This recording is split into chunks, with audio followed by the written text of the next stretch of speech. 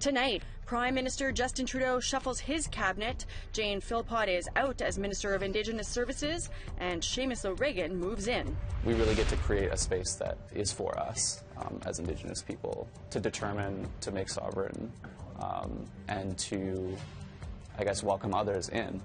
And making a home in a virtual world, a group of students creating an Indigenous space called AbTeC Island in the popular game Second Life.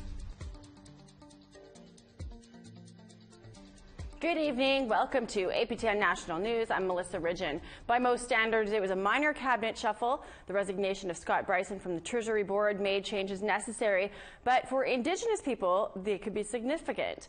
Jane Philpott is out as Indigenous Services Minister as well. Jody Wilson-Raybould is no longer the Justice Minister. APTN's Todd Lamarand has more, beginning at Rideau Hall.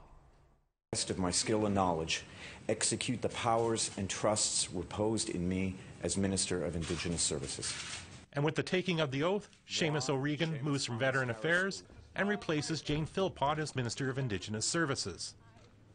He acknowledged having big shoes to fill as Philpott becomes President of the Treasury Board. She cares deeply about this issue.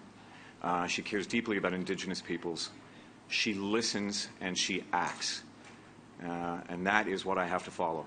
And I'm going to be spending an awful lot of time over the course of the next few months listening intently and where I can, acting in concert with Indigenous peoples.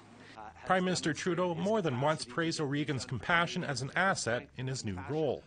His experience and interactions with Indigenous peoples as well throughout his life will help him in terms of making sure that this government is living up to its responsibility to fix the most important relationship we have with this government, that with Indigenous peoples.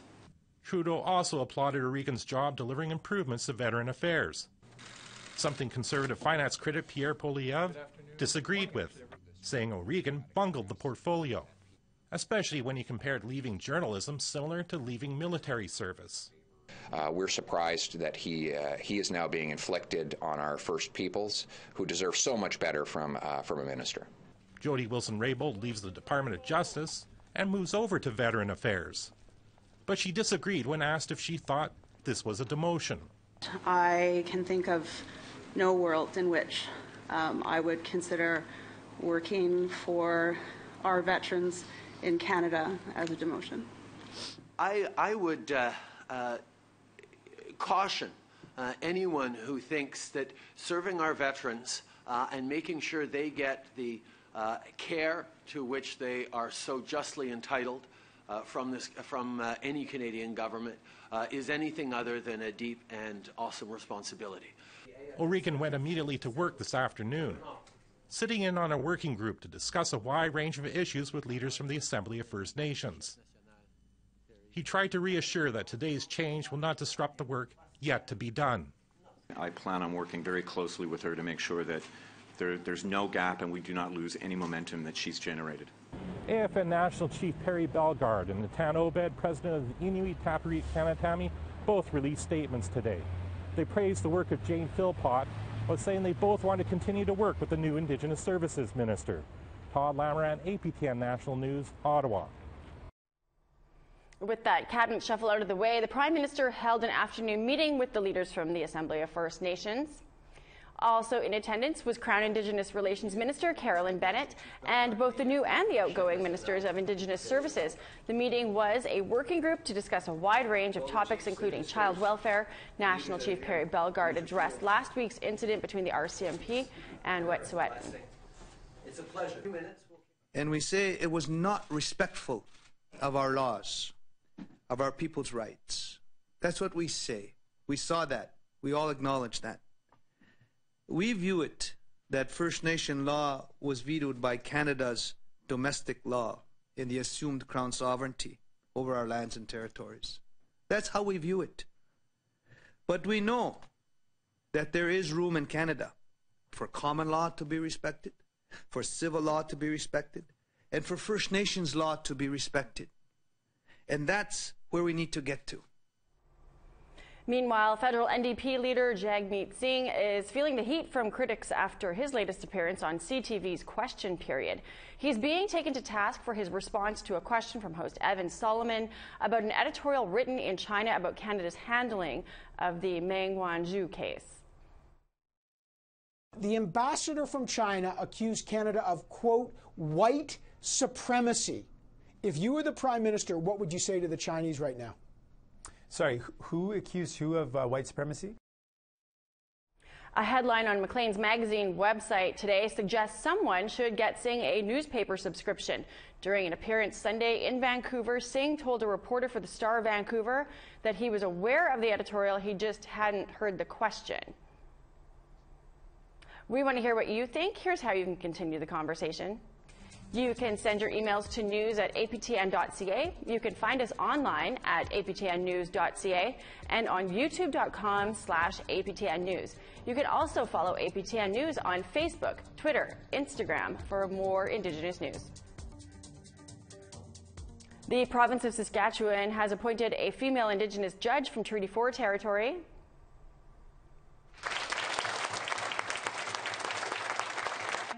Michelle Brass was appointed to the provincial court in Estevan. She received her law degree from the University of Saskatchewan and went on to work for the Ministry of Justice, as well as Justice Canada and the Saskatchewan Water Security Agency, before she launched her own practice. Brass is Saulteaux from the Peekies First Nation, and the province believes she will bring unique insight to the cultural and legal differences between First Nations and provinces.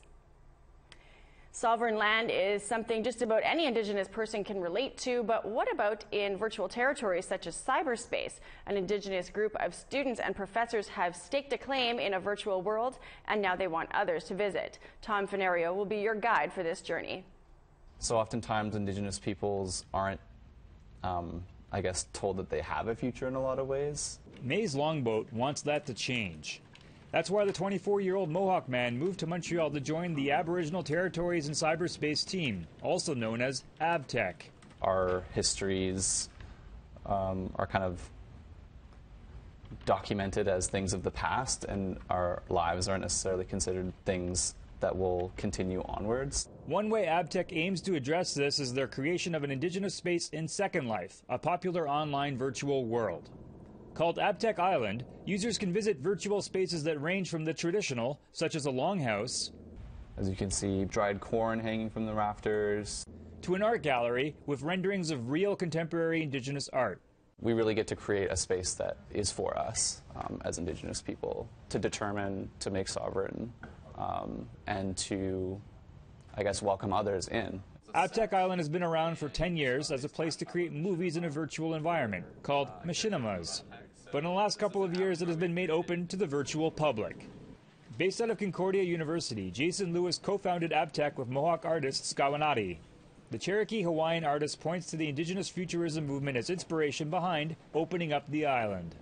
What has become is the kind of a way for us to think about what we want our futures to be like. So it's sort of a gathering place where we can have those conversations, but it also, you know, it's a fantastical space. You know, there's jetpacks and you can teleport and you can sort of build almost any kind of amazing space inside of it that you want. And so it becomes a playground where you can realize visions of the future. In the near future, Lewis would like to start holding virtual events, such as talks or film screenings on AbTeC Island. Currently, the island receives 2 to 3 dozen visits a week. It's important to have Indigenous presences in places that aren't necessarily, weren't necessarily built for Native people, but we can build them ourselves. Anyone can visit AbTeC Island anytime, but from 2:30 to 4:30 on Thursday afternoons, guided tours are available. Instructions on how to visit, create, and pick your own avatar can be found on aptec.org. Tom Fenario, APTN National News, Montreal. Time for us to take a short break, but when we come back, questions swirl after Winnipeg police shot and killed an Indigenous man over the weekend. First, here's tomorrow's weather forecast.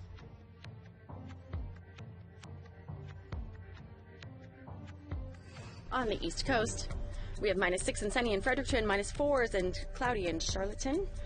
In Inchwax, -23, a mix of sun and cloud. Nain, -17, mostly clear.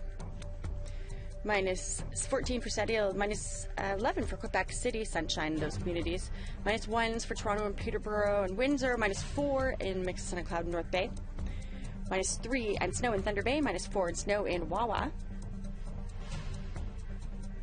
minus 27 in Puckatawaga, minus 20 in the Paw, and minus 32 in Churchill, clear skies in those communities, minus 9 and sunny in Winnipeg, minus 10 and sunny in Brandon, minus 15 and snow in Saskatoon, minus 11 and snow for Estevan and Regina, minus 30 and sunny in Stoughton Rapids, minus 21 in and cloud in La Ronge, and minus 17 and cloud in Meadow Lake.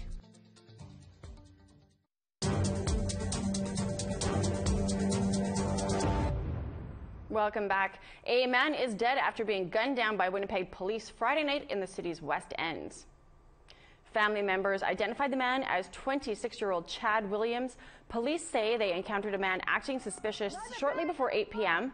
When officers approached him, he ran off. Police said there was a second encounter with the man where they say he drew a weapon. And more than one officer discharged their firearm. Constable Jay Murray with the Winnipeg Police Services says officers did CPR and other life-saving measures. It was unsuccessful. Murray adds police are trained to discharge their weapon when they fear grievous bodily harm or that someone else could be killed. It's not a good situation all around. It's a tragedy for both our officers and the family members of this individual. We are going to have more on that story in the coming days. So to British Columbia now. Last month in Vancouver, a 39-year-old man was struck by a car and left on the road with severe injuries. He later died in hospital. His family is still reeling from his death, and they have more questions than answers. APTN's Tina House has the story. This is where investigators believe Donnell Auger was walking before he was hit by a vehicle sometime on the evening of December the 26th. The single father of 3 boys was left on the side of the road for an undetermined amount of time before passerby called 911. He was taken to Vancouver General Hospital and died shortly after arriving. We've got lots of our birthdays together, our pictures. His mother Clara says she missed a call from the hospital around 3:30 a.m. that morning. She called back around 8 a.m. after realizing her son hadn't come home and gave the switchboard operator her son's name. She said, Donnell Auger, what's his birthday? So I told her. She said, he died. That's all she said. So I went limp all over. Family says it took police 8 hours after that devastating phone call to confirm the news. The family is horrified that a switchboard operator could have the authority to tell a family member that a loved one has passed away. Vancouver General Hospital released this following statement.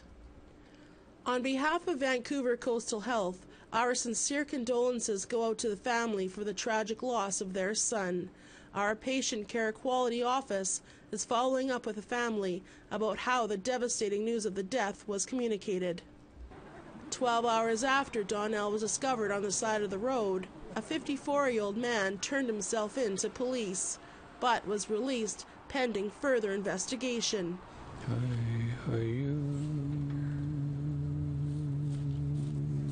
Friends and family gathered at the scene of the accident to conduct a ceremony for Donnell. When I went to the candlelight, when I thought about it, I can almost hear him say, Mom, was his last words, like, Mom, like, trying to hope, I wish I was there or something. Or Clara says tragically, their father was killed by a hit-and-run driver in the 1980s, and ever since then, everyone is careful crossing the street. How can you just hit someone and leave? That's a criminal offense. There's no ands if or buts. So right now, when I look at it, they're doing an investigation. I feel that they're putting the onus on my brother. They're saying that he wasn't speeding, this guy wasn't intoxicated, and this guy wasn't distracted. But where's the evidence to show that 12 hours later? Vancouver police released the following statement. Oftentimes, these types of investigations can appear to be simple, but in fact, they are very complex investigations that take time to complete. We want to be as thorough as possible, and our collision investigators are working very diligently to collect and analyze the available evidence in this case. Don Al Auger was laid to rest this past weekend.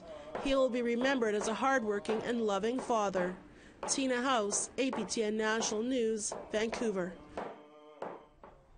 We need to take another quick break, but there's still more news to come, so stay with us, and here's the rest of tomorrow's weather forecast where you live.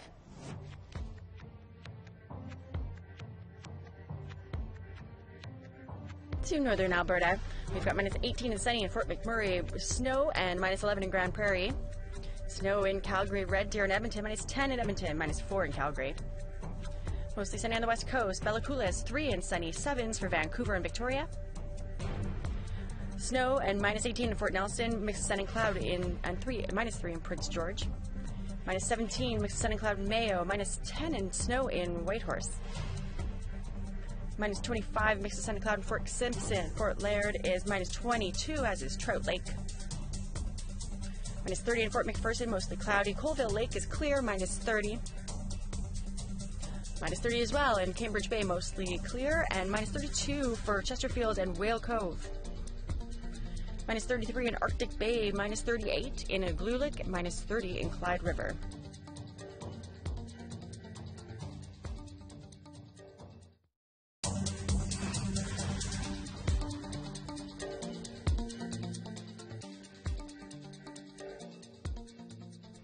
Welcome back. A Winnipeg business owner is hoping he'll get back some precious family treasures that were stolen last week. When Carl Fraze got to work, he noticed his laptop and some tools were missing, but it's items with a link to his grandmother that he's most upset about.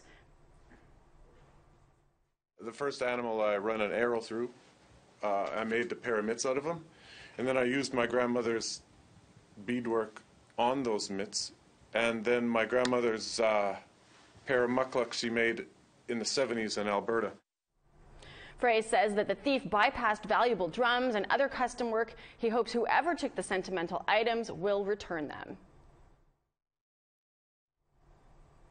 To Alberta, a Blackfoot artist has made a name for himself for his murals that are displayed across the province. Now he wants to inspire youth to follow in his footsteps. APTN's Chris Stewart has the story. They made my mural their school logo, and they made a bunch of t-shirts asking if... Ryan Jason Willard's art has been seen in museums, the Calgary Stampede, and hospitals. As a teenager, he and family members were homeless on the streets of Calgary. They survived by selling artwork created by Ryan's father. It was a tough living. Ryan wanted to contribute more, and he already knew he had the talent to draw. I felt guilty for selling their artwork, so I started to work on my own artwork, and eventually I was selling all of my own artwork. By age 20, I was selling all my own artwork, and I was living full-time off my art by selling artwork on the streets. Since getting off the streets, Willard has been able to make a successful living as an artist. He has gone to Indigenous schools and painted murals on the walls, offering tips on painting and wisdom to the students. I've been asked to come in and give teachings, and all the teachings that I give to the students in each classroom, I paint onto the murals. So my murals that I mostly do around the community are all ceremonial, traditional artwork. The murals are just one part of what he does at the schools. Willard teaches about his Blackfoot culture and traditional teachings. So when I'm coming into the schools, I'm not just coming in and I'm a native and paint an eagle or paint somebody with a headdress. I'm coming in there and I'm giving them guidance, and I'm giving them cultural teachings, and I'm allowing people to have a better understanding of themselves and also our people. Willard says he is booked well into next year to create more murals in schools. He is looking forward to his next visit to a new school. It feels good. It feels good to be someone to inspire them, and I hope that I not only inspire them to be artists, but to be a good person behind the brush. Chris Stewart, APTN National News, Red Deer, Alberta. A designer near Edmonton is making her mark in the fashion industry by using her grandmother's handwritten letters as inspiration for her work. Here's more on that from APTN's Chris Stewart once again.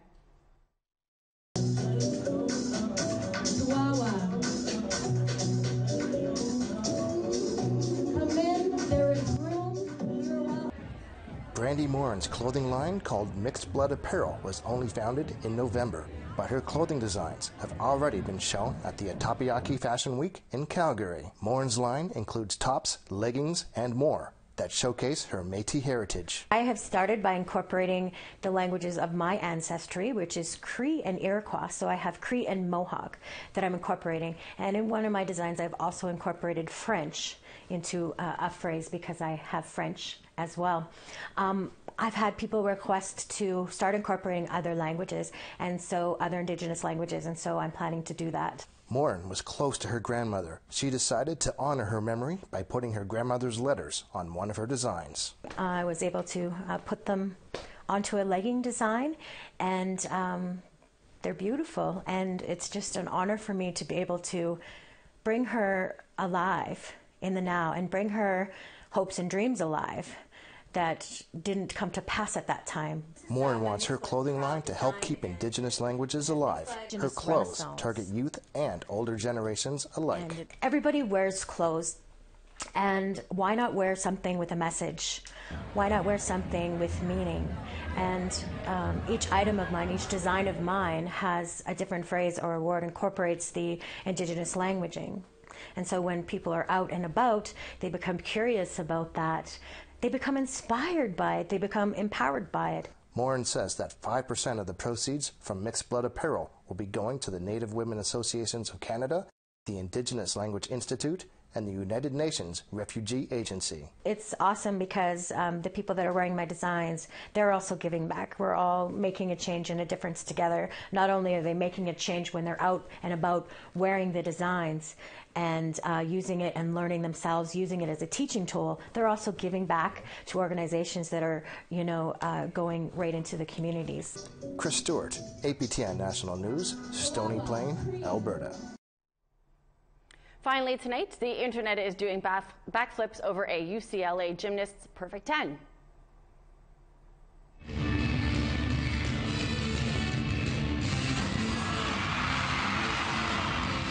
The video of Caitlin Ohashi's flawless floor routine has gone viral, racking up over 14 million views so far.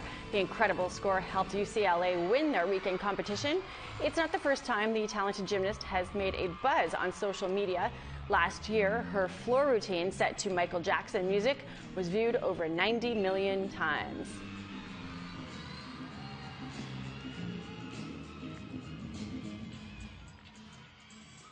That is your news for this Monday. You can check out our website for more Indigenous news at aptnnews.ca. I'm your host, Melissa Ridgen, and I'll see you back here tomorrow. Have a great night.